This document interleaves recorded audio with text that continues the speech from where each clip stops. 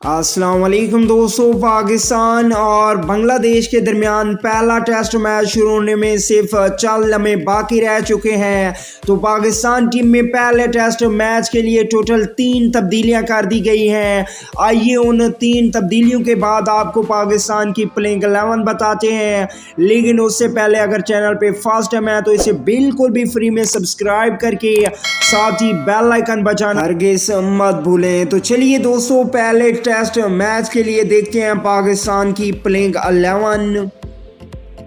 पहले नंबर पे ओपनिंग करेंगे आबिद अली, दूसरे ओपनिंग बैट्समैन होंगे इमामुल हक, तीसरे नंबर पे बल्लेबाजी करने आएंगे अजहर अली, चौथे नंबर पे कैप्टन बाबर आजम, पांचवें नंबर की बात करें तो यहाँ पे फवाद आलम, छठे नंबर की बात करें तो यहाँ पे विकेट कीपर मोहम्मद रिजवान, सातवें नंबर पे ऑलराउंडर फ़हीम अशरफ, आठवें नंबर पे होंगे स्पिन बॉलर नौमान अली, नौवें नंबर पे होंगे फास्ट बॉलर हसन अली, 10वें नंबर की बात करें तो यहाँ पे शहीन शाह आफरीदी, और 11वें नंबर पे तब्दीली हो सकती है। यहाँ पे मोहम्मद अब्बास या नसीम शाह में से किसी एक बल्लेबाज को खिलाया जाएगा।